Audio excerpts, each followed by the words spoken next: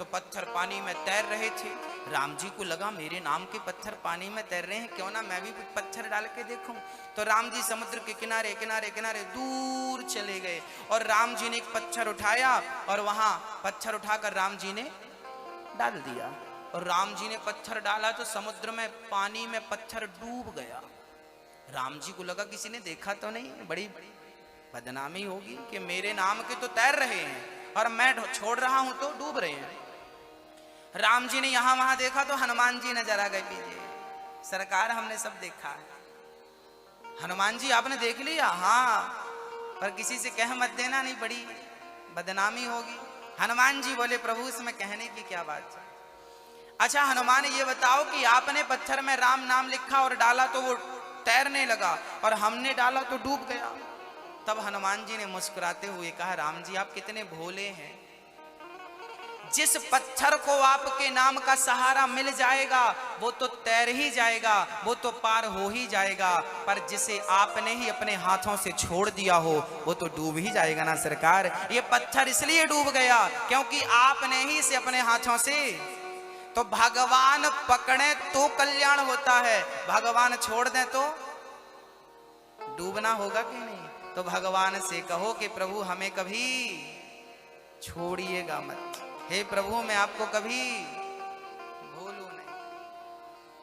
भक्तों क्या क्या कहूं मैं भगवान की भगवत्ता आपसे, बड़ी अद्भुत।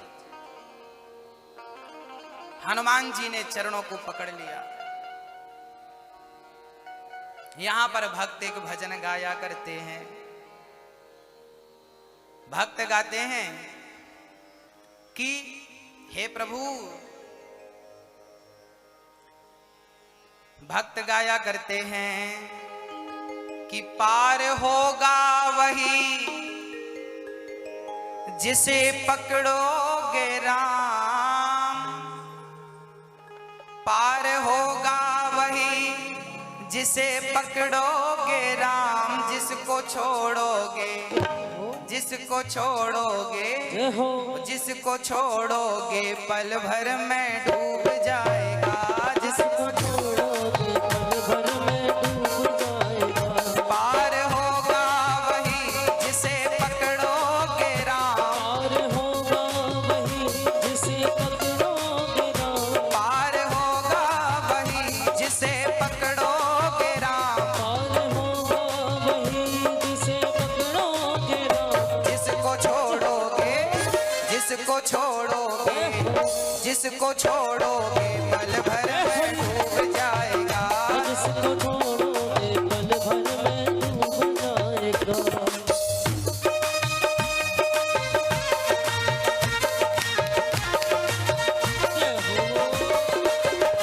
दोनों हाथ उठा के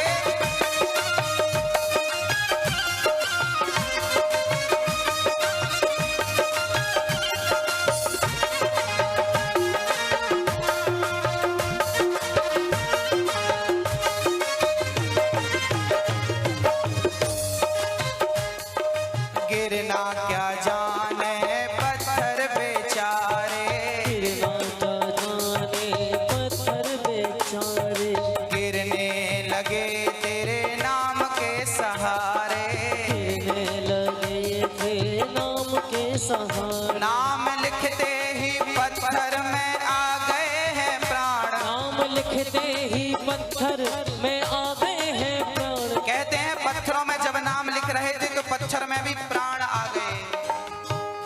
नाम लिखते ही, नाम लिखते ही, नाम लिखते ही पत्थर में आ गए हैं प्राण, नाम लिखते ही पत्थर में आ गए हैं प्राण। जिसको छोड़ोगे, जिसको छोड़ोगे, जिसको छोड़ोगे पल भर में डूब जाएगा, जिसको छोड़ोगे पल भर में डूब जाएगा।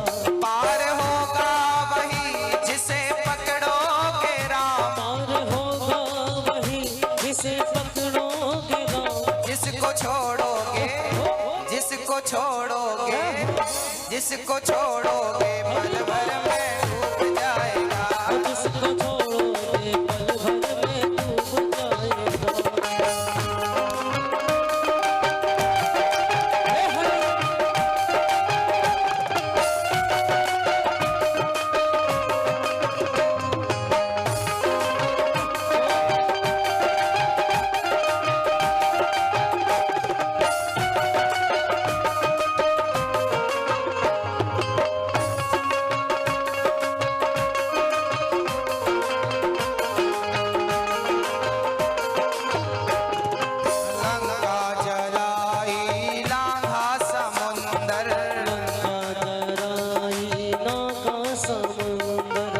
राक्षस को मारे आया छोटा सा बंदर, राक्षस को मारे आया छोटा सा बंदर। बस जपता रहा, बस जपता रहा, बस जपता रहा दिन रात तेरा नाम, बस जपता रहा दिन रात तेरा नाम। बस को छोड़ोगे, जिसको छोड़ोगे, जिसको छोड़ोगे पल भर में डूब जाएगा, जिसको छोड़ोगे पल भर में डूब जाएगा।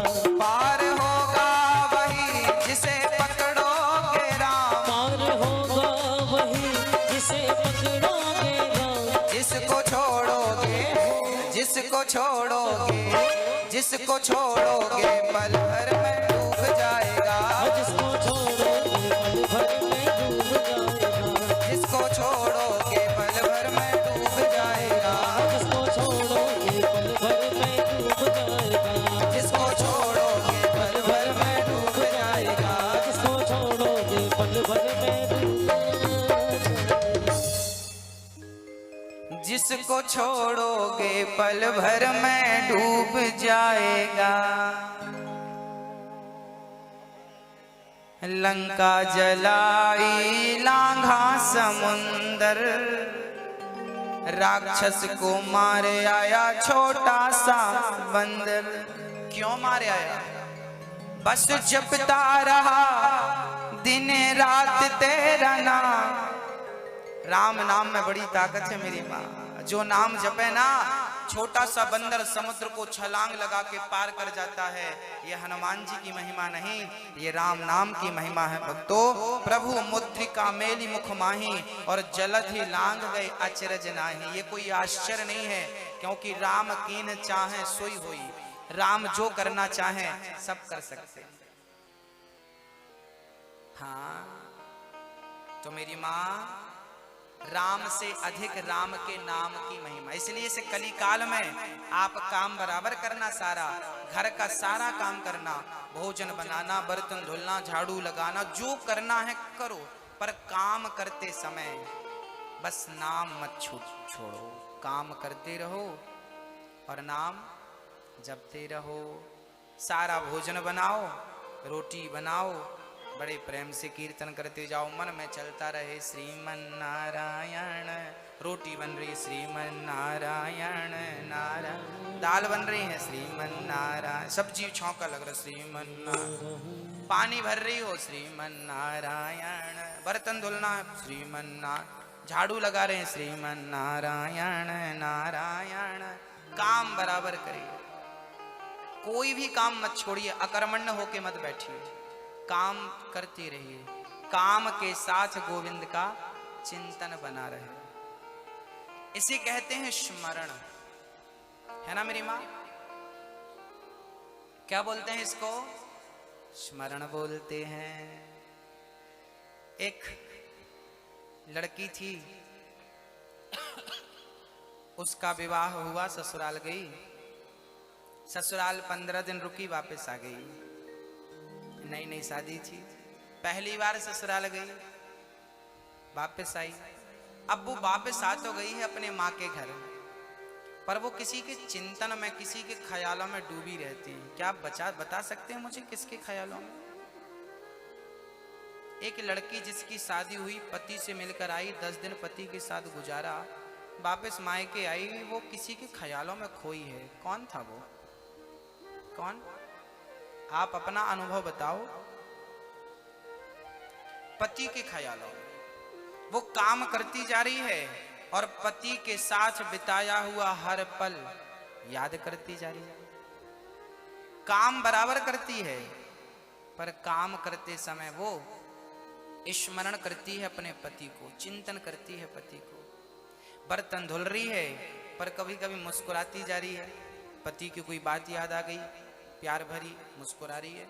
सोचिए, एक अनपढ़ लड़की अंगूठा छाप, आपसे कम पढ़ी लिखी, एक अनपढ़ अंगूठा छाप लड़की यदि अपने घर का काम करते समय अपने पति का चिंतन कर सकती है, पति का स्मरण कर सकती है, तो क्या एक भक्त काम करते समय अपने भगवान को भूल जाए? क्या काम करते समय भक्त अपने भगवान का चिंतन नहीं कर सकता मेरी माँ? काम भी ना छूटे और मेरे भगवान का स्मरण भी बना रहे, क्या इस प्रकार की भक्ति हम नहीं कर सकते? भक्ति करने के लिए आपको अलग से समय नहीं निकालना कि आप 2 घंटे निकाल के 2 घंटे माला जप रहे हैं। कभी कभी माला जपना भी पाप हो जाता है, भगवान का नाम लेना भी पाप है। कब? मैं स्थिति बताता हूं कब। एक डॉक्टर साहब माला जप रहे थे, मरीज आ गया, डॉक्टर साहब जल्दी देखो अटैक आया है, 2 आ गए, वो तीसरा झटका लगने वाला। डॉक्टर बोले अभी माला पूरी नहीं, भाई तुम बैठो। अरे महाराज माला पूरी क्या, वो पूरे होने वाले, वो खुद पूरे हो जाएंगे, आप देखो जल्दी से। डॉक्टर बोले नहीं खबरदार, पूजा भी नहीं करने देते तुम लोग, सवेरे से आके बैठो थोड़ा। अब डॉक्टर साहब माला जप रहे थे, तब तक मरीज पूरा हो गया। तो डॉक्टर साहब की माला जपना क्या हो गया? पाप हो गया कि नहीं? आपने अपने कर्म को क्यों छोड़ दिया? गीता में भगवान ने कहा है कि तुम्हें अलग से माला नहीं जपना। तुम्हारा धर्म था कि मरीज को तुम जल्दी से एडमिट करते, जल्दी से उसकी सेवा करते, और मरीज का इलाज करते समय ही आप गोविंद का चिंतन करते रहते, नाम जपते रहते। इससे बड़ी पूजा ये नहीं थी जो तुम करने बैठे थे। आप मरीज का काम भी करते रहते और काम मरीज का करो, पर चिंतन गोविंद का करते। आप सारा काम करिए, पति का, पत्नी का, पुत्रों का, परिवार का, पर मेरी माँ क्या नहीं छूटना चाहिए? भगवान का चिंतन नहीं छूटना चाहिए, स्मरण नहीं छूटना चाहिए, उनका नाम नहीं छूटना चाहिए। कर्म मत छोड़िए मेरी माँ, कर्म छोड़ देंगे तो पाप लगेगा। अब पत्नी है, पति की सेवा करना तुम्हारा कर्म है। अब पति की सेवा छोड़ दी और यहाँ माला जप रही हो, भजन कीर्तन कर रही हो, ये पाप हो रहा है। पति की आज्ञा हो तो कथा पे आओ, पति की आज्ञा हो तो कीर्तन पे जाओ, और फिर पति भी अच्छा हो। ये नहीं हो कि वो शराब पी के आए, पत्नी को धमकी देता रहे हो तुम कथा पे क्यों गई थी। ऐसे शराबी को तो फिर छोड़ देना ही ठीक है। हाँ बोलिए भक्त वत्सल भगवान की जय।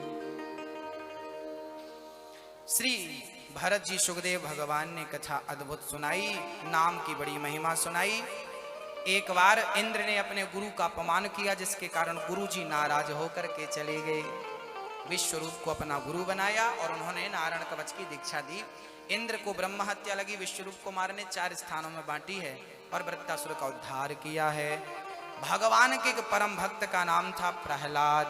यदा देवेषु वेदेषु गौषु विप्रेषु साधुषु धर्मे मयि च विद्वेषः सवः आयु विनश्यति। भगवान के एक बड़े सुंदर भक्त का नाम था प्रहलाद। प्रहलाद के पिता का नाम क्या था मेरी माँ? हिरण्यकश्यपु। माँ का नाम क्या था? क्या नाम था? कयाधु। माँ कयाधु, पिता हिरण्यकश्यप। प्रहलाद जी 4 भाई थे। प्रहलाद जी सबसे छोटे थे तो सबसे छोटे, पर गुणों में, संस्कार में सबसे श्रेष्ठ कहे गए हैं प्रहलाद जी महाराज। प्रहलाद जी बहुत छोटे से थे। एक दिन वो अपने बच्चों के साथ खेल खेलने चले गए। चलो खेलते हैं। वो गांव के पास किनारे में खेल खेल रहे थे। वहां पर एक कुम्हार और एक कुम्हारिन रहा करते थे, दोनों पति पत्नी। उनका कारोबार था घड़े बनाना, बाजार में बेच के अपनी दाल रोटी चलाना। कुम्हार कुम्हारिन ने बड़े भाव से घड़े बनाए थे। जब सूख गए तो भट्टे लगा दिए। अच्छा, भट्टा लगा दिया, उसके बाद उनका कोई काम आया तो वो कहीं चले गए। भट्टा लगा रहा।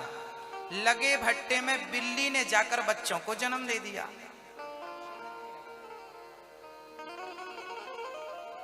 बिल्ली ने जाकर भट्टे पे, एक घड़े पे बच्चे को जन्म दे दिया। कुम्हार कुम्हारिन आए और उन्होंने, भट्टा तो तैयार था, बस आग लगानी बाकी थी। कुम्हार कुम्हारिन ने आग लगा दी। उन्हें पता नहीं था कि अंदर बिल्ली के बच्चे हैं। आग लगा दी। आग बड़ी तेजी से फैल गई। चारों तरफ धुआं था, चारों तरफ आग थी। अब बिल्ली के बच्चे घड़े से म्याऊं म्याऊं म्याऊं म्याऊं करने लगे, चिल्लाने लगे, पुकारने लगे। अब कुम्हार ने सुना कि अंदर बिल्ली के बच्चे फंसे हैं। राम राम, अब क्या किया जाए, इतनी विशाल आग को बुझाया कैसे जाए। अब तो इतनी फैल गई आग कि ये पति पत्नी भी जाएं तो जल जाएं, आग चारों तरफ फैल गई। ये कुम्हारिन भगवान नारायण के बड़े पुजारी थे, बड़ी श्रद्धा थी। अब कुम्हारिन दोनों हाथ जोड़ के खड़े हो गए। पहले तो कोशिश करी कि मैं बच्चों को निकालूं, पर किस घड़े में है ये भी तो नहीं पता, कहां जाऊं, कैसे जाऊं, आग विकराल रूप लेती जा रही है। भक्तों, अब कुम्हारिन ने अपनी सारी मेहनत छोड़कर बस हाथ जोड़कर खड़े हो गए। हे गोविंद, हे जगत के पति, हे जगदीश, आप मेरे इन बिल्ली के बच्चों की रक्षा करने ना विधाता। आज तक हमने किसी का दिल नहीं दुखाया, आज तक हमने किसी चींटी को नहीं मारा। हे प्रभु, ये निर्दोष बिल्ली के बच्चे मेरे हाथ से मर जाएंगे, मुझे पाप लगेगा, इनकी हत्या का पाप मेरे सिर आ जाएगा। हे प्रभु, मैंने आज तक किसी का कुछ ना बिगाड़ा हो, तो हे जगन्नाथ, हे जगदीश, मेरे सारा पुण्य तुम ले लो। जो भी पुण्य मैंने आज तक किया है, सारा पुण्य लेकर इस बिल्ली के बच्चों की रक्षा कर लो जी दीनानाथ। वो कुम्हारिन बस प्रार्थना करते रहे, हे जगदीश, हे जगन्नाथ, बच्चों की रक्षा करो प्रभु, मारना हो मुझे मार दो, उनकी मौत यदि हो, मौत जिनकी है मरना है, पर मैं कारण बन रहा हूं उनकी मौत का, ये मुझे दर्द है, मुझे मार डालो प्रभु, उस बच्चे को बचा लो। बस कुम्हारिन की आंखों से आंसू थे। प्रहलाद जी चुपचाप खड़े थे, बच्चे थे ना छोटे से, वो इस दृश्य को देख रहे थे।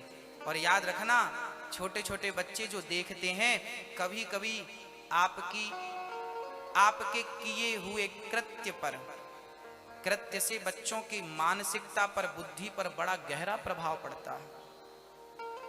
आपके कर्म का बच्चों पर बहुत गहरा प्रभाव पड़ता है। प्रहलाद जी खड़े रहे, लोगों ने आकर बाल्टियों से पानी भर भर के कैसे भी और पानी से आग बुझाई। लगभग घड़े पक गए थे, सारे घड़े पक गए।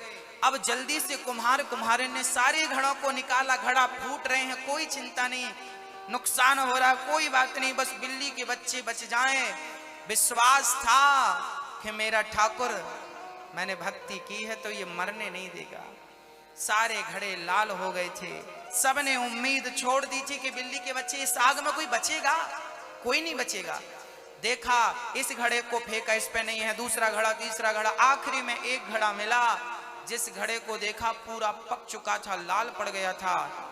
और जब कुम्हारिन ने दृष्टि डाली ना उस घड़े पे मेरी माँ, तो बिल्ली के बच्चे आनंद से किलोल कर रहे थे उस घड़े के अंदर, आनंद से बैठे हुए थे, टुकुर टुकुर देख रहे थे।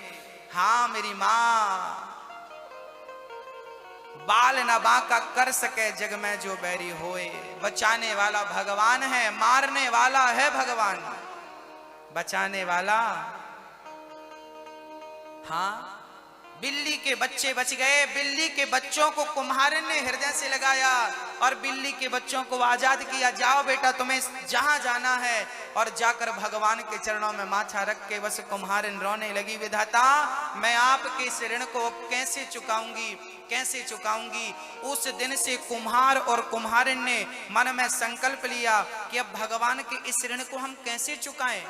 तो उन्होंने उस दिन से भोजन प्रसादी का त्याग करके अनशन करने बैठ गए और भगवान का चिंतन करते रहे। प्रभु, श्वास की हर श्वास में आपका चिंतन होगा, यही आपके से पुण्य का आपने जो मेरे लिए किया उसका ये मेरे द्वारा सेवा है। दोनों पति पत्नी बैठ गए, नारायण नारायण जपने लगे। आखिरी समय में उनका शरीर छूटा। कहा जाता है कि सुंदर से विमान आए और कुम्हारिन विमान में बैठ के भगवान के निज धाम को चले गए। जय जयकार होने लगी। हिरण्यकश्यपु को पता लगा कि विष्णु की माया मेरे नगर में चल रही है, मेरे नगर वासियों को विमान में बिठा के ले जा रहा। अब तो हिरण्यकश्यपु के नगर वासी भी नारायण नारायण जपने लगे। हिरण्यकश्यप ने सब पे प्रहार करना, जो नारायण का नाम जपेगा जिंदा नहीं रहेगा। इस बात का प्रहलाद जी पर बड़ा प्रभाव पड़ा। प्रहलाद जी समझ गए कि सबका पालनहार भगवान ही है, सबका रक्षक और सबका भक्षक भगवान ही। बस प्रहलाद जी उस समय से 5 वर्ष की उम्र थी। बस प्रहलाद जी ने जो नाम पकड़ा, नारायण नारायण। अब हिरण्यकश्यप के कानों में अपने पुत्र की करतूत गई कि महाराज दुनिया जपे तो जपे, तुम्हारा बेटा भी नारायण का नाम जप रहा। हिरण्यकश्यप को पता लगा, बेटे को बुलाया, क्यों प्रहलाद, ये हम क्या सुन रहे हैं? आप हमारे कुल दीपक हो, क्या कुल के दीपक को बुझाने वाले बनोगे? आपके ताऊ जी को इस विष्णु ने मार गिराया है, हमें बदला लेना है उस विष्णु से, आप उसका नाम जप रहे हो। प्रहलाद जी ने कहा, पिताजी वो जगत के पालनहार हैं, वो किसी से दुश्मनी नहीं करते। जिस भाव से जो लोग उन्हें भजता है उस भाव से प्रकट होकर उन्हें उस प्रकार का दंड या उस प्रकार का वरदान दिया करते हैं। भगवान भक्तों के अधीन हुआ करते हैं। प्रहलाद की बड़ी बड़ी बातें सुनकर हिरण्यकश्यपु ने कहा, ले जाओ इसे पहाड़ से फेंक दो। पहाड़ से फेंका, ऊपर से चोटी से नीचे खाई में फेंक दिया। पर बचाने वाला भगवान हो तो मारेगा कौन मेरी माँ, और मारने वाला भगवान हो तो बचावेगा कौन? प्रहलाद जी बच गए। एक दिन हिरण्यकश्यप ने अपनी पत्नी को आदेश दिया, कयाधु तुम्हारा बेटा बड़ा उद्दंड हो गया है, हम चाहते हैं कि तुम इसे मार डालो। कयाधु ने कहा, स्वामी जी एक माँ से आप क्या करा रहे हैं? यदि माँ अपने बच्चे को मार डालेगी तो माँ बदनाम नहीं हो जाएगी? जिस माँ को ममता की मूर्ति कहते हैं, क्या वो माँ प्रहलाद जैसे बच्चे को मार देगी? हिरण्यकश्यप बोला, मेरा आदेश है तुम्हें जहर देना। जहर का प्याला लाया, बोले ये प्रहलाद को पिलाना है। अब कयाधु रोने लगे, हे विधाता कैसी कठिन परीक्षा ले रहे हो। एक तरफ पति का आदेश है, दूसरी तरफ पुत्र है। यदि जहर नहीं पिलाती तो पति की आज्ञा का उल्लंघन होता है, और जहर पिलाती हूं तो बच्चा मर जाएगा। धर्म संकट में पड़ गई कयाधु। पतिव्रता नारी जीवन में कभी अपने पति की आज्ञा का उल्लंघन नहीं करती। पूरी जिंदगी में एक भी आज्ञा का उल्लंघन आज तक कयाधु ने नहीं किया था, तो इस आज्ञा का उल्लंघन वो कैसे करती? मां पड़ी थी, प्रहलाद को खबर लगी कि मेरी मां को पिता ने कुछ धर्म संकट में डाल दिया है। प्रहलाद जी गए मां के पास, गोद में लेट गए। मां क्या हुआ? कैसे बताऊं बेटा प्रहलाद, तेरे पिता ने तुझे पिलाने के लिए जहर रखा है। मैं अभागिन मां हूं जो अपने बच्चे को जहर पिलाऊंगी। प्रहलाद ने कहा, मां आप जानती नहीं हो, जो भगवान नारायण है ना, मैंने देखा था कि बिल्ली के बच्चों को उन्होंने आग में जलने नहीं दिया, तो जहर मैं पीऊंगा और वो रक्षक भगवान होगा तो वो जहर से बचाएगा। मां तू उन पर भरोसा रख, तू बिल्कुल मुझे जहर पिला। बोल कहाँ रखा है? प्रहलाद ने खुद जहर ढूंढा और जहर का प्याला मिला तो खुद जहर पीने लगे। मां रोने लगी, बेटा प्रहलाद जहर मत पी, मर जाएगा। मां रोने लगी, बेटा प्रहलाद जहर मत पी, मर जाएगा। मां कोई बात नहीं। प्रहलाद जी जहर का प्याला पीते गए। कयाधु मूर्छित होकर गिर पड़ी, मेरा बेटा मर गया, मेरा बेटा मर गया। कयाधु को लगा बेटा मर गया, जहर पी के कौन बचेगा। जहर पीने के बाद कयाधु को प्रहलाद ने उठाया, मां उठ। मां ने आंख खोलकर देखा तो प्रहलाद जी थे, हृदय से लगा लिया। कयाधु और प्रहलाद दोनों ने भगवान को प्रणाम किया, प्रभु मुझे समझ आ गया कि तू बचाने वाला है तो किसी की हिम्मत नहीं है मार सके, और तू मारने वाला बन जाए तो बचाएगा कौन। बस कयाधु माँ बेटे दोनों मिलकर भगवान की भक्ति करने लगे। एक दिन हिरण्यकश्यप बड़े दुखी थे। अचानक गुरुजी संडामर्क शुक्राचार्य जी का आगमन हुआ। गुरु द्रोणाचार्य ने कहा, मेरे बेटे आपके बच्चे को ले जाएंगे और बढ़िया पढ़ाएंगे। ले गए, संडामर्क की सेवा करने लगे गुरु मानकर। गुरुकुल में पढ़ने लगे प्रहलाद जी। अब संडामर्क प्रहलाद जी को काम और अर्थ की शिक्षा दे रहे थे, पर मोक्ष की शिक्षा नहीं दे रहे थे। प्रहलाद जी जो पढ़ाई गुरुकुल में पढ़ाते वो उल्टा बता देते, पर वो धारण कुछ नहीं करते। एक दिन प्रहलाद जी गर्मियों की छुट्टी में घर गए तो प्रहलाद के पिता ने गोद में बिठाया। हाँ हाँ बेटा, तुम 1 साल रह के आए हो विद्यालय में, बताओ तुमने क्या बढ़िया पढ़ा है। प्रहलाद जी ने कहा पिताजी मैंने कुछ बातें सीखी हैं बढ़िया बढ़िया, आप कहो तो बता दूं। हाँ हाँ बेटा बताओ। प्रहलाद जी ने कहा पिताजी श्रवणम कीर्तनम विष्णु स्मरणम पाद सेवनम अर्चनम वंदनम दास्यम सख्यमात्मनिवेदनम।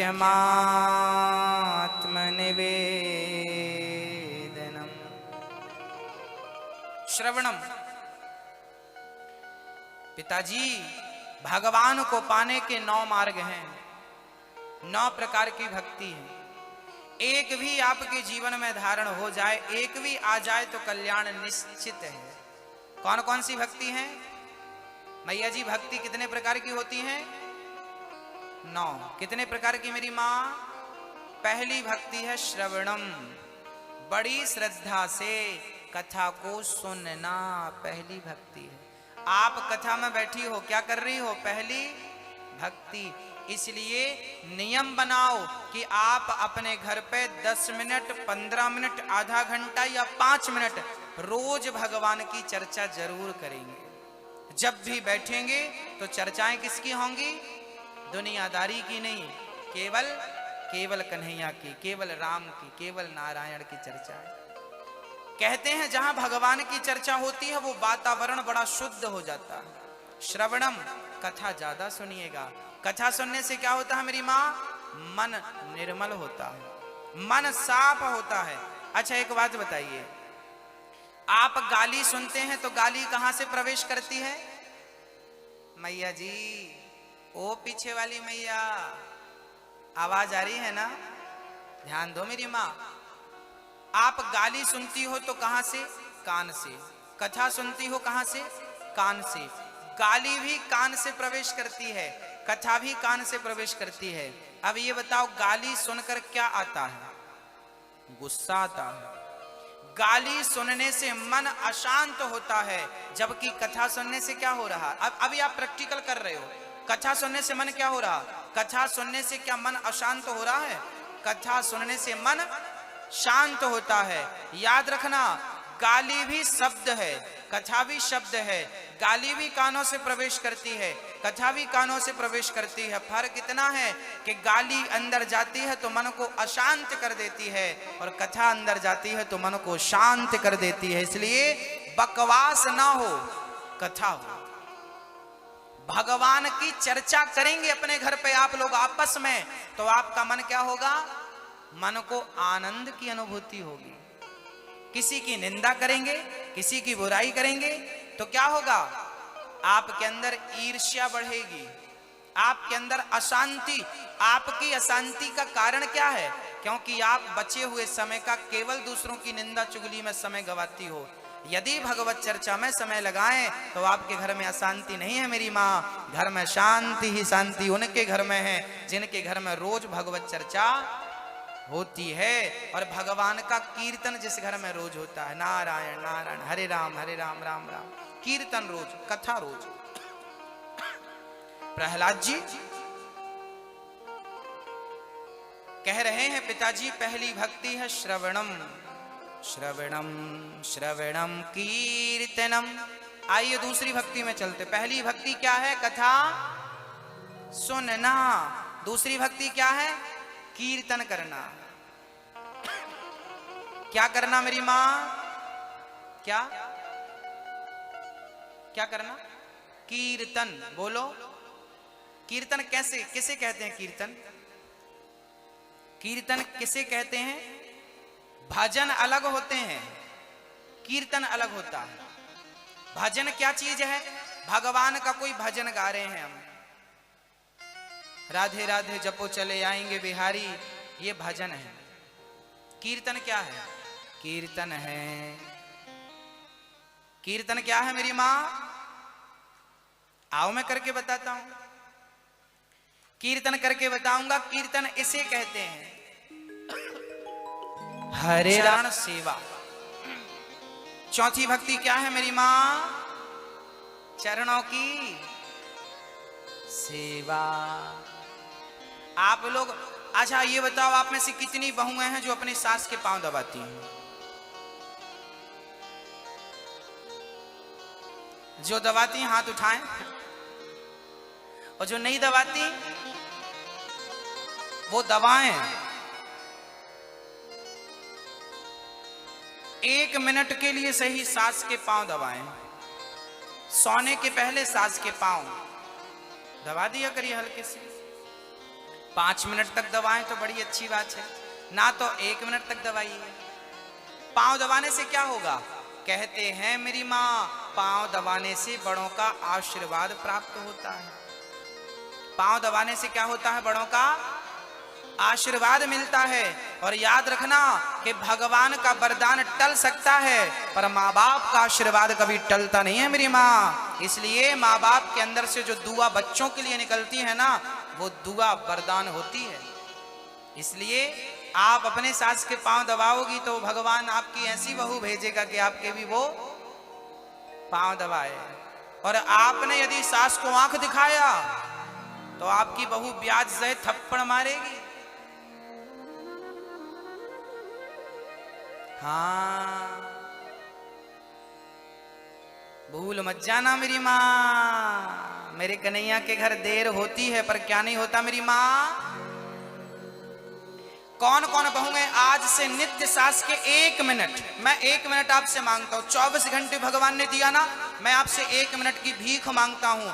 1 मिनट मुझे दीजिए और उस 1 मिनट में अपने माँ की सेवा। 30 सेकेंड एक पांव और 30 सेकेंड एक पांव, केवल 60 सेकेंड अपने माँ की सेवा किया करो। कम से कम, ज्यादा से ज्यादा आपकी मर्जी, कम से कम 60 सेकेंड। कौन कौन बहुएं अपने माँ की, अपने सासू माँ के पांव दबाएंगे? बताओ हाथ उठाकर। आज से कौन कौन शुरू करेंगी?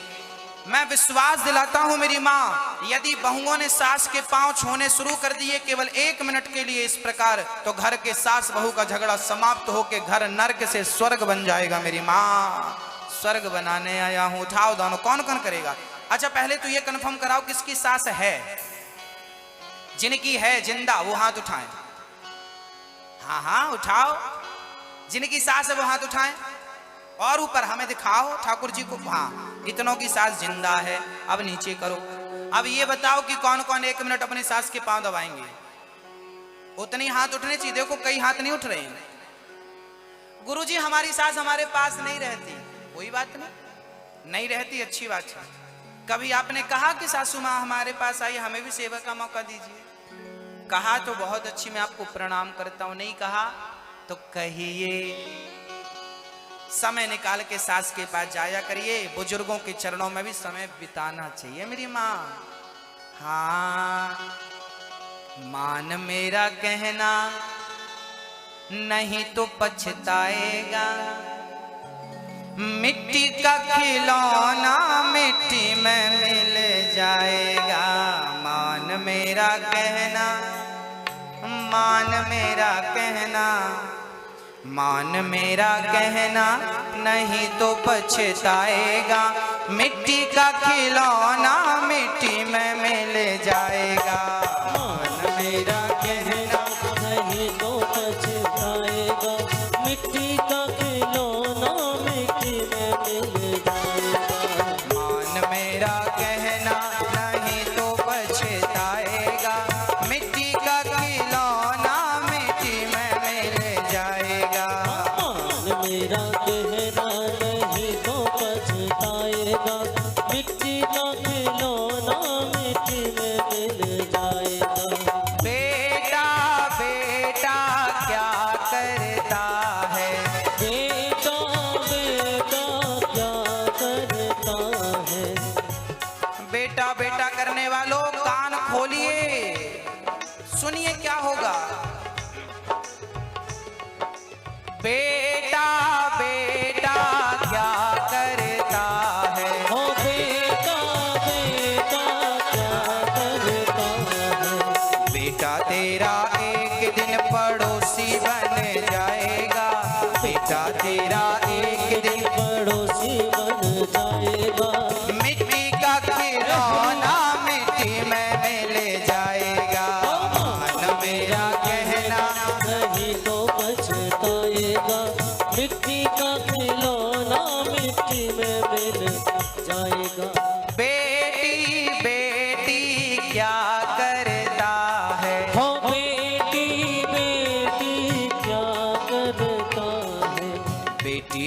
तेरी एक दिन जमाई ले जाएगा, बेटी तेरी एक दिन जमाई ले जाएगा। मिट्टी का खिलौना मिट्टी में मिल जाएगा, मिट्टी का खिलौना मिट्टी में मिल जाएगा। पड़ोसी पड़ोसी क्या करता है, पड़ोसी पड़ोसी क्या करता है।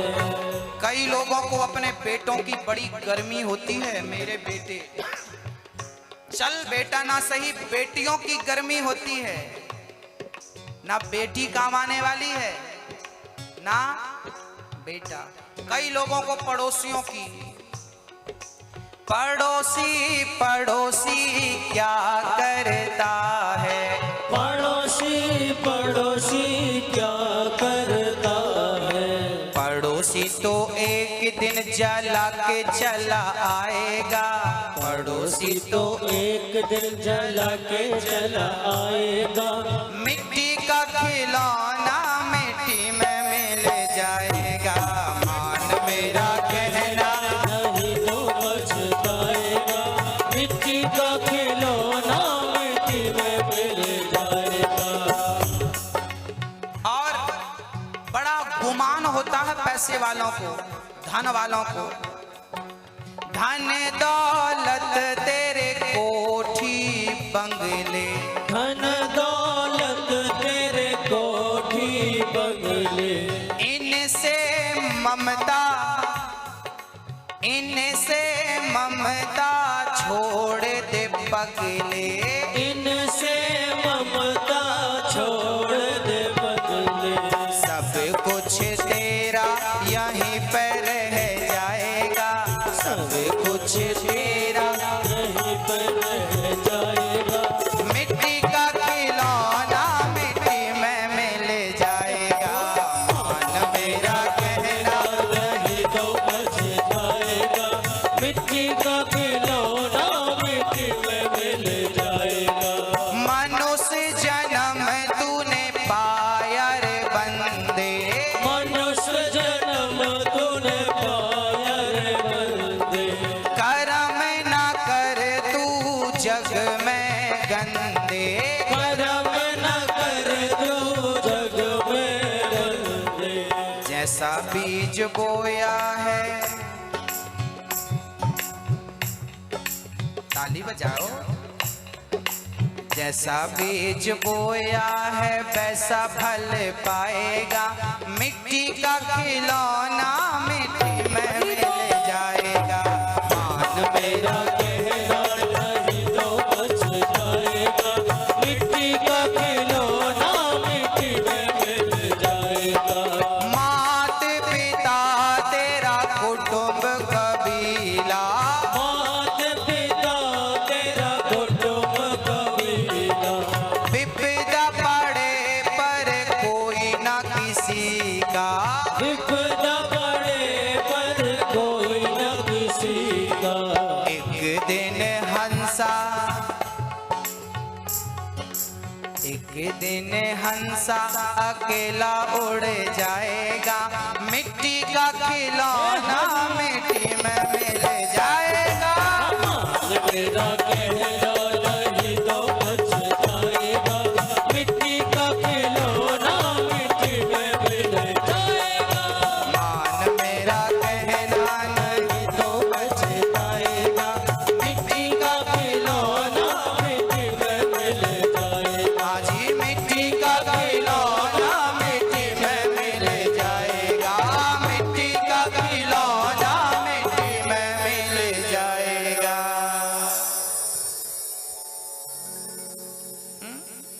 मेरी माँ, धन दौलत तेरे कोठी बंगले, इनसे ममता छोड़ दे पगले, सब कुछ तेरा यहीं पर रह जाएगा, मिट्टी का खिलौना मिट्टी में मिल जाएगा। हाँ मेरी माँ, तो सास के रोज पांव दबाना और जी माँ बाप का ख्याल रखना, हाँ, अपनी माँ का, अपने पिता का, अपने सास का, अपने ससुर का। और थोड़ा मेरी बूढ़ी माँ वृंदावन में रह रही हैं, बूढ़ी बूढ़ी माँ जिनके लिए वृद्धाश्रम बन रहा है, उन माँओं की भी थोड़ा सी आप चिंता करिएगा, थोड़ा उनके बारे में भी आप लोग सोचिएगा। आप सोचती हो कि नहीं मेरी माँ? वृंदावन में वृद्धाश्रम मेरी माँओं के लिए, जहां बूढ़ी बूढ़ी माएँ रहेंगी, उनके रहने की, खाने की सारी व्यवस्थाएं जीवन भर वहां रहेंगी। आपसे मैं प्रार्थना करता हूं, भूल मत जाना मेरी बूढ़ी माँओं को, थोड़ा थोड़ा सहयोग जरूर करते रहना आप। हाँ देखो, जिस माँ का बेटा नहीं होता ना, वो माँ अनाथ आश्रम जाती है और वहां से किसी बच्चे को गोद ले लेती है और उस गोद लिए बच्चे को जीवन भर गले से लगाती है। ये मेरा बेटा है, जो तुम्हारे गर्भ से पैदा नहीं हुआ, जो तुम्हारा खून नहीं है, उसे तुमने अपना बेटा बनाया है। सोचिए, माँ बच्चों को गोद लेकर के पूरी संपत्ति बच्चों को दे देती है। आज समय आ गया है कि आप भी किसी एक माँ को गोद ले लीजिए और एक माँ को गोद लेकर के उसके जीवन भर की भोजन की व्यवस्था घर बैठे कर दीजिए। मात्र 21,000 रुपए देकर आप एक माँ को जीवन भर का भोजन दे सकते हैं। आप हमारे सदस्य बन सकते हैं, मेंबर बन सकते हैं और एक माँ को जीवन भर भोजन आप दे सकते हैं। आश्रम में माँओं के लिए आप जो सेवा करना चाहें कर सकते हैं। कमरा बनवा सकते हैं माँओं के लिए, रहने के लिए सारी सुख सुविधाएं माँओं को वहां पर मिलें, उसके लिए आप थोड़ा सा हाथ बढ़ा सकते हैं सहयोग के। आप एक बार में 21,000 नहीं दे सकते, कोई बात नहीं, हर महीने 1100 1000 रुपए दीजिए, 500 रुपए देकर भी आप सहयोग कर सकते हैं। आप कितने सामर्थ्यवान हैं मुझे नहीं पता, आप सामर्थ्यवान हैं तो मेरी एक माँ को गोद लीजिएगा, और समर्थवान नहीं है तो भगवान से प्रार्थना करिए कि हे प्रभु, हे विधाता, मुझे इतना समर्थवान बनाओ कि मैं किसी एक माँ का सहारा बन सकूं, किसी एक माँ की उंगली पकड़ सकूं। बचपन में माँ ने तुम्हें उंगली पकड़ के चलना सिखाया है। जिन बच्चों ने माँ बाप को घर से निकाल दिया है, ऐसी बूढ़ी बूढ़ी माएँ दर दर की ठोकर खाएं, क्या हम उन्हें ऐसे मजबूर करके छोड़ दें? उनके उस हाल में क्या हम उन्हें छोड़ दें? मेरी माँ बोलो मैया। हाँ, बड़ा गलत हो रहा है बूढ़ी बूढ़ी माओं के साथ, बहुत गलत हो रहा है मेरी माओं के साथ। बच्चे गलत कर रहे हैं, कमरे में बंद कर देते हैं। कई बार तो सुनने को मिला कि बच्चों ने माँ बाप को नजर बंद कर दिया। आंध्रा की एक घटना मैं आपको हर बार सुनाता हूं, दिल्ली के भक्तों को भी सुना दूं। आंध्र प्रदेश, वहां एक माँ, जिस माँ के 5 बच्चे हैं, पांचों बढ़िया, कोई वकील है तो कोई इंजीनियर है तो कोई डॉक्टर है, बड़ी बड़ी पोस्टों में 5 बेटे हैं। जब माँ का पति चला गया तो माँ अकेली पड़ गई। बच्चों ने 5 बच्चों ने निर्णय लिया कि एक महीने हम माँ को रखा करेंगे। 1 महीना बड़ा बेटा रखता, 1 महीना फिर चौथे नंबर का, 1 महीना तीसरे नंबर का, ऐसे 5। पहली बहू ने हाथ खड़ा कर लिया, ना ये माँ ठीक नहीं है, हाँ दुर्गंध आती इसके शरीर से, हम सेवा नहीं कर सकते। बड़ी बहू ने हाथ खड़े कर लिए, हम बुढ़िया की सेवा नहीं करेंगे। दूसरी बहू ने भी हाथ खड़े कर लिए, हम बुढ़िया की सेवा नहीं करेंगे। तीसरी बहू ने भी हाथ खड़ा कर लिया, हम बुढ़िया की सेवा नहीं करेंगे।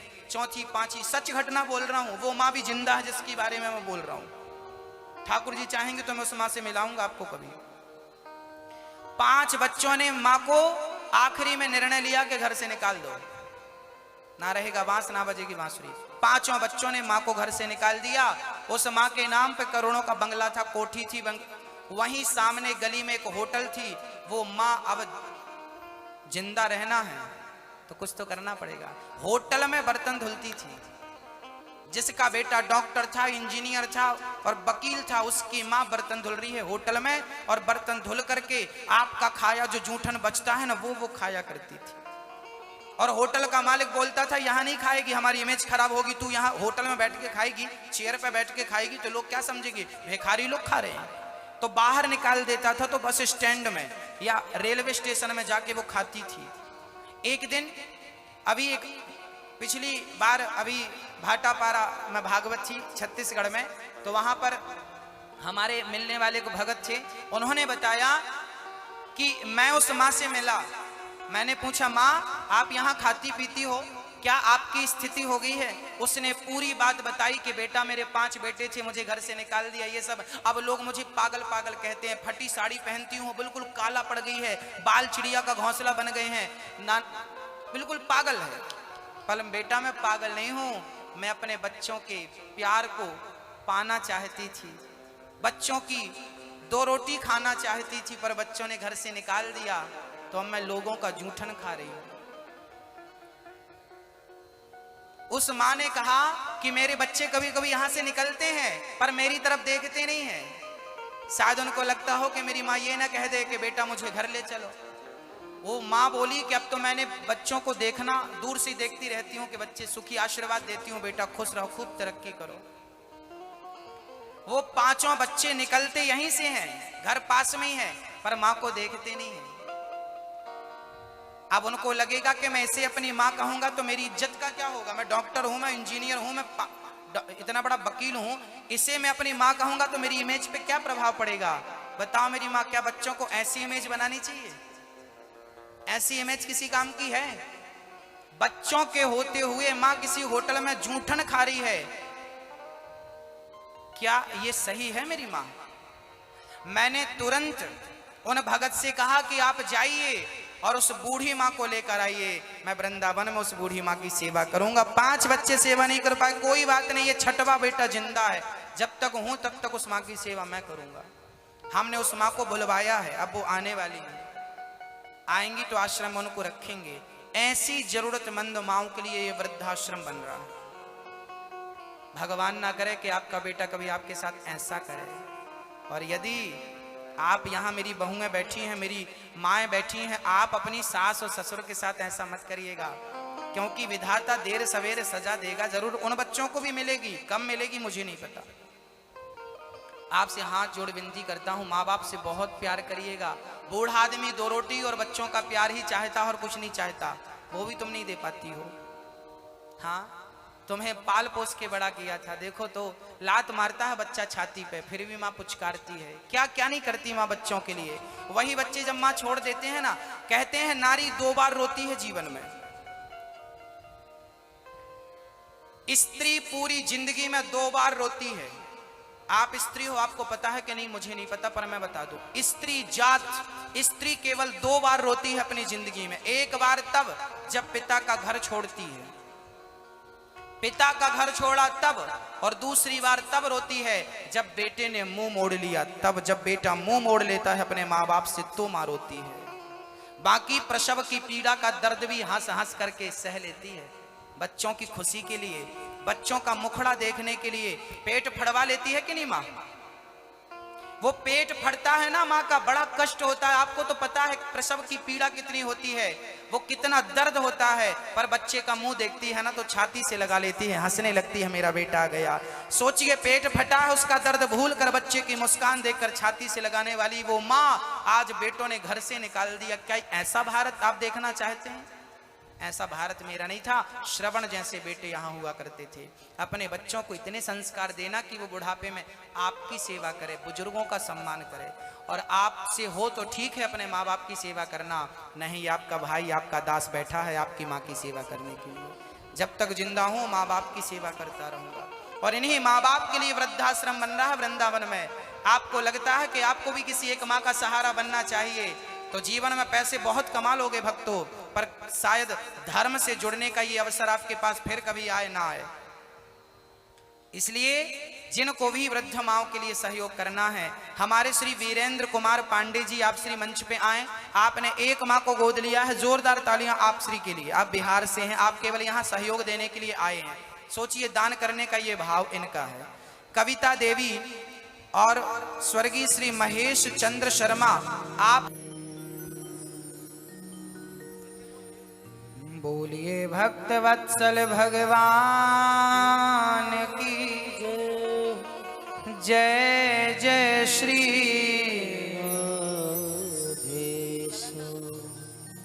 भक्तों। प्रहलाद जी कहते हैं तीसरी भक्ति है स्मरणम, चौथी भक्ति है पाद सेवनम, अर्चन करना भगवान का। पांचवी भक्ति अर्चनम। आप अर्चन जानते हैं किसे बोलते हैं?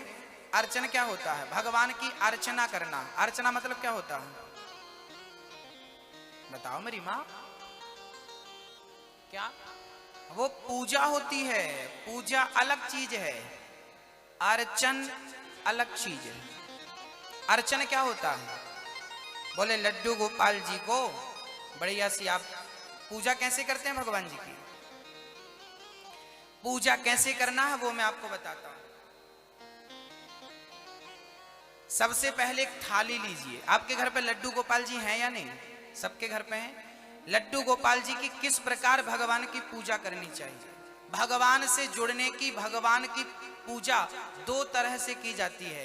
एक पूजा होती है शारीरिक पूजा, एक होती है मानसिक पूजा।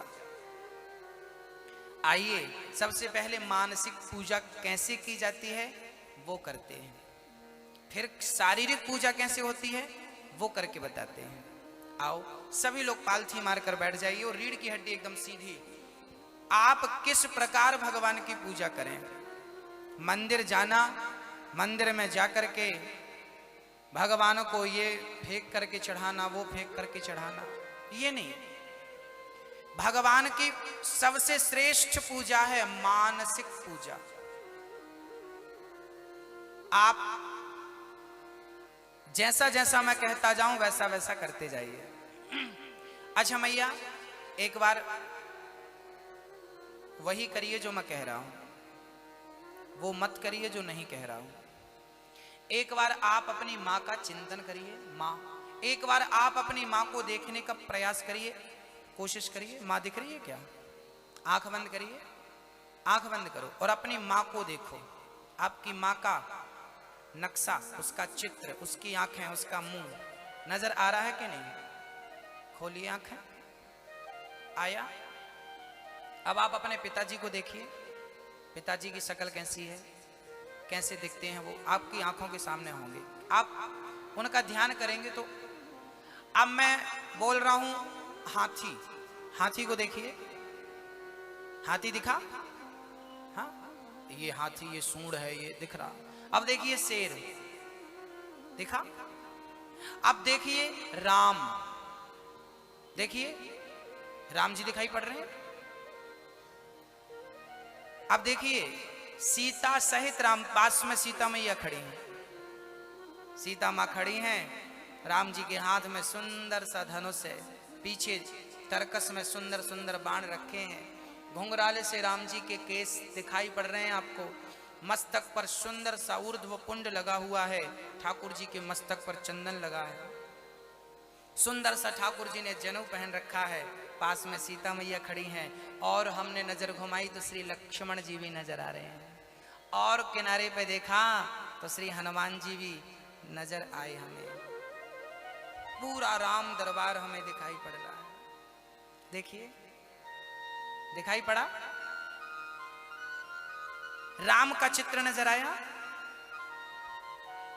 अब सभी लोग कल्पना करिए, सभी अपने नेत्र बंद करके कल्पना करिए कि आप वृंदावन जाने की तैयारी कर रहे हैं। कल्पना करिए, अब आप बढ़िया सी तैयारी कर रहे हैं। आज ठाकुर जी के लिए आज हम ये ले जा रहे हैं, आज ठाकुर जी का ऐसे दर्शन करेंगे, मन में भाव है।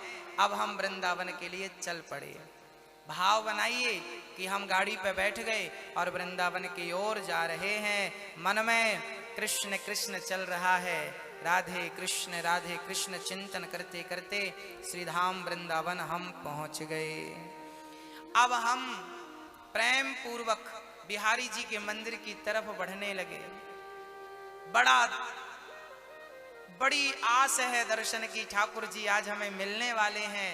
अब भाव बनाइए कि आप वृंदावन में बिहारी जी के मंदिर में पहुंच गए और जैसे ही मंदिर में गए, पट बंद थे, पर्दा बंद था, आप जाकर बिहारी जी के बिल्कुल ठीक सामने खड़े हैं और जैसे ही पुजारी जी ने पर्दा खोला, सुंदर सी बाकी झांकी मेरे श्याम सुंदर की आपकी आंखों के सामने आ गई। अब आप भाव बनाइए कि आप श्री बांके बिहारी जी का सुंदर सा दर्शन कर रहे हैं, उनके सुंदर से घुंघराले घुंघराले केशों को देख रहे हैं, उनकी बड़ी बड़ी आंखों को आप निहार रहे हैं, उनकी सुंदर सी मुस्कान का प्यार से आप दर्शन कर रहे हैं, उनके कानों में सुंदर से कुंडल लटक रहे हैं, उनके हाथ में सुंदर सी बांसुरी का भी हम दर्शन कर पा रहे हैं आज, और उनके चरणों में बंधी पायल का भी दर्शन कर रहे हैं। एक पांव टेढ़ा सा करके गोविंद ने दूसरे पांव पे रख रखा है, पतली सी कमर और सुंदर से चरणों का, गोविंद के लाल गुलाबी से चरण, गुलाबी सी होंठ, गुलाबी से गालों का ठाकुर जी का सुंदर सा दर्शन कर रहे हैं। और ठाकुर जी श्याम सुंदर हमारी तरफ देख करके मुस्कुरा रहे हैं, मानो वो कह रहे हैं कि अच्छा आ गए। अब हम इशारों से बात कर रहे हैं, जी सरकार आपकी सेवा में हाजिर हो गए। भगवान कहने लगे अच्छा आए हो, हमारे लिए कुछ लाए हो कि नहीं? हाँ हाँ प्रभु लाए हैं। अब सुंदर से कमल की सुंदर सी माला आपने ठाकुर जी के गले पे पहना दी अपने हाथ से। आहा ये पहना दी आपने गले पे, सुंदर सी माला पहना दी, कमल की माला पहना दी। आप भाव बनाइए कि आप भगवान को कमल की माला पहना रहे हैं। अब भगवान ने कहा ये तो माला थी, हमें भूख लगी, कुछ खिलाओगे नहीं? अब हमने कहा प्रभु खाने के लिए थोड़ा आप इंतजार करिए।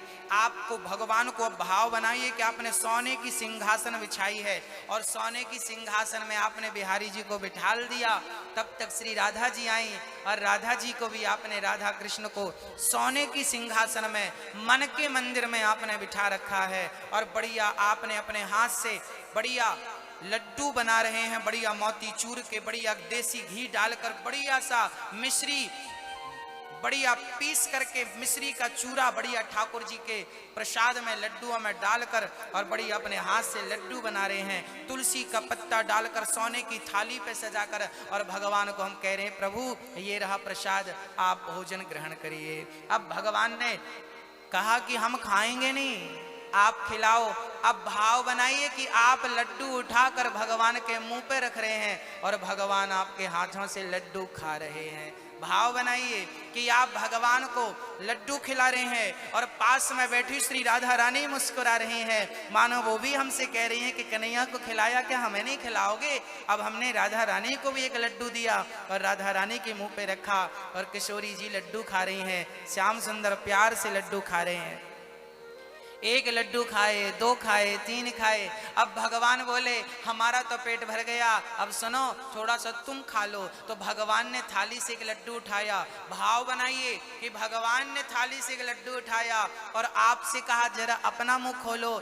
हमने अपना मुंह खोला और भगवान ने हमारे मुंह पे वो लड्डू डाल दिया। अब हमें ठाकुर जी का प्रसाद ठाकुर जी के हाथों से प्राप्त हुआ। अब हमने अपने मस्तक को राधा रानी के और श्याम सुंदर के, किशोरी जी के चरणों में हमने अपना मस्तक रख दिया और हाथ जोड़कर प्रार्थना की, हे श्याम सुंदर, हे नंद नंदन, हे मुरलीधर, हे राधा रानी, आप ही मेरी माँ हो, आप ही मेरे पिता हो। हे प्रभु मुझ पतित पर कृपा करना। हे दीनानाथ मैं आपको कभी भूलूं नहीं, मैं आपकी भक्ति के योग्य नहीं हूँ, आपकी प्राप्ति के योग्य नहीं हूँ। प्रभु मुझ अभागी पर कृपा करना। हे दीनानाथ मैं बहुत बड़ा कामी हूँ, क्रोधी हूँ, लोभी हूँ, लालची हूँ, नाना प्रकार की बुराइयां मेरे भीतर समाई हैं। हे श्याम सुंदर मेरे अपराधों को क्षमा करके मुझे अपने योग्य बना दीजिए। श्याम सुंदर जैसे आपने विभीषण पर कृपा की उसे अपने योग्य बनाया, जैसे आपने जटायु पर कृपा करके उसे अपने योग्य बना दिया, हे दीनानाथ मुझ पर भी कृपा करके मुझे भी अपने काबिल बना लीजिए। मुझे नहीं पता कि आपके अंदर भक्तों को कौन सा गुण आप भक्तों का देखते हैं, जो गुण आपको पसंद है वो गुण मेरे भीतर डाल दीजिए ताकि मैं आपके चरणों का दास बना रहूं। अब आपने राधा जी के चरण उठाए हैं, श्याम सुंदर के चरण उठाए और अपने मस्तक पर रख लिए और हाथ जोड़कर कहा, हे राधा रानी, हे श्याम सुंदर, आपके चरण मेरे मस्तक पर बने रहें, यही मेरी प्रार्थना है। इस प्रकार हमें प्रार्थना करनी चाहिए। हाथ जोड़कर ठाकुर जी से कहना चाहिए कि प्रभु मैं आपको कभी भूलूं नहीं, आपका चिंतन नित्य करता रहूं। अब हमने बढ़िया सा कढ़ाई चढ़ाकर बढ़िया सा दूध औंट करके मिश्री डालकर गाढ़ा सा दूध करके तुलसी का पत्ता डालकर दूध को ठंडा करके गुनगुना दूध ठाकुर जी को, राधा जी को, श्याम सुंदर को पिलाए। राधा जी दूध पी रही हैं, श्याम सुंदर दूध पी रहे हैं और बस हम उनका टुकुर टुकुर दर्शन कर रहे हैं। सुंदर से घुंघराले केस हैं, सुंदर सी मुस्कान है। ठाकुर जी को देखते देखते नेत्रों में आंसू आ गए। आज अपने भाग्य की सराहना करने लगे कि कौन सा पुण्य किया होगा आज हमने, जिसके कारण प्रत्यक्ष नंदन नंदन श्याम सुंदर राधा सहित आज हमारे सामने खड़े हैं। आज हम उनका दर्शन कर पा रहे हैं। हे प्रभु मैं आपको कभी भूलूं नहीं, हे प्रभु मैं आपको कभी भूलूं नहीं, हे नंद नंदन मैं आपको कभी भूलूं नहीं। हरि शरणम, हे गोविंद मैं आपकी शरण में हूँ, हे राधा रानी मैं आपकी शरण में हूँ। हरि शरणम, हरि शरणम, हरि शरणम।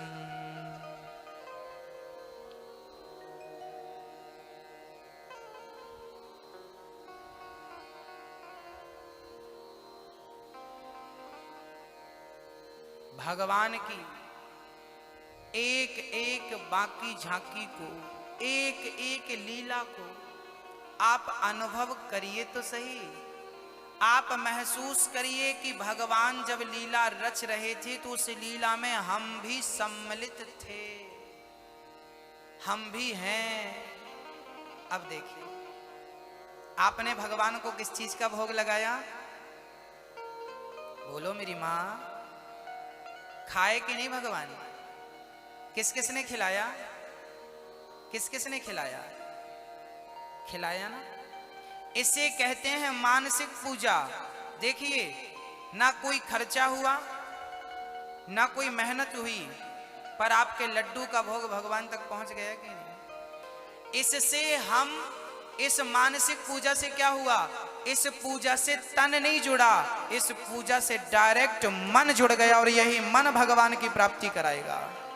यही है ईश्वर की प्राप्ति का साधन। ये आधा, इसमें कितना लगा? ज्यादा से ज्यादा 5 मिनट लगा, 7 मिनट लगा।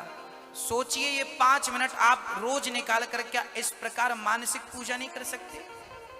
यही